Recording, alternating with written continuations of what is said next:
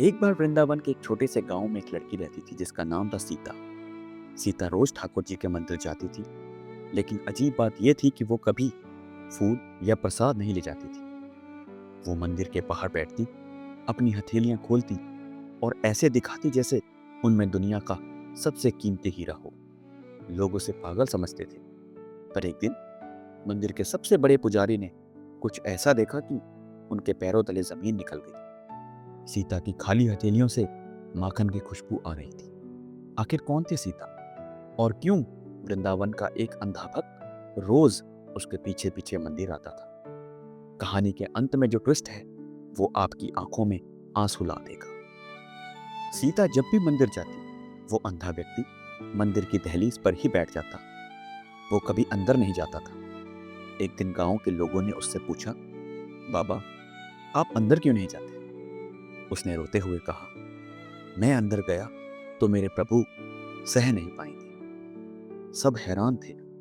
उधर मंदिर में एक चमत्कार होने लगा। जब भी सीता मंदिर से जाती, ठाकुर जी की मूर्ति पर मिट्टी यानी माटी के निशान मिलते। ये सब देखकर पुजारी परेशान हो गए, क्योंकि मंदिर तो बंद रहता है, फिर ये मिट्टी कहां से आई? उन्हें लगा सीता मंदिर को अपवित्र कर रही है।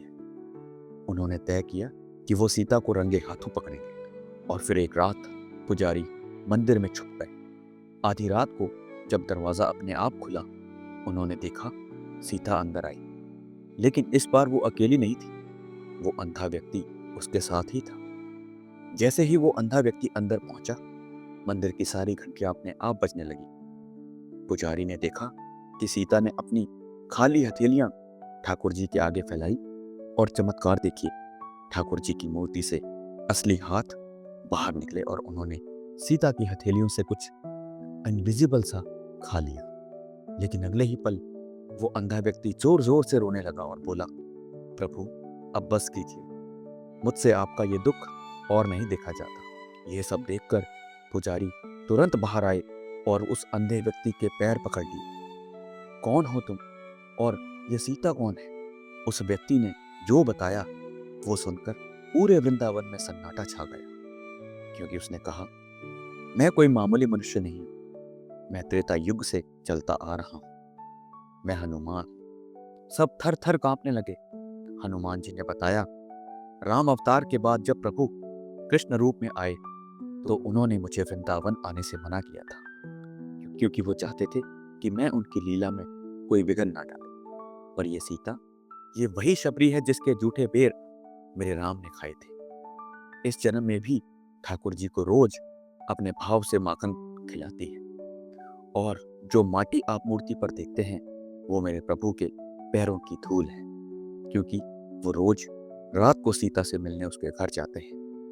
और इसके बाद हनुमान जी बोले, मैं अंधा इसलिए बना क्योंकि मैं अपने प्रभु को इस दर्द में नहीं देख सकता। पुजारी ने पूछा, कैसा दर्द? हनुमान जी ने कहा, सीता तो भक्ति में मगन है, यानी शबरी, पर मेरे प्रभु हर रात रोटी बनाते हैं ताकि सीता भूखी ना सोए। वो भगवान होकर अपने भक्त की सेवा करते हैं। यह देखकर मेरा हृदय फट जाता है। तभी मूर्ति से आवाज आई, हनुमान, मेरा भक्त मुझसे बड़ा है। जो प्रेम सीता मुझे देती है, उसके बदले में अगर मैं उसका दास भी बन जाऊं तो भी कम है।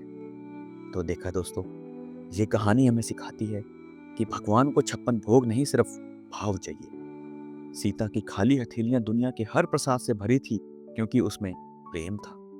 अब एक सवाल आपके लिए, क्या आपने कभी महसूस किया है कि भगवान ने किसी रूप में आकर आपकी मदद की हो? अगर हाँ, तो अपनी स्टोरी कमेंट में जरूर लिखिए। मैं अगले वीडियो में आपकी स्टोरी पर बताऊंगा। और अगर आप चाहते हैं कि मैं बताऊं कि हनुमान जी ने कृष्ण से और क्या वरदान मांगा था, तो कमेंट में लिखिए, जय बजरंगबली। राधे राधे।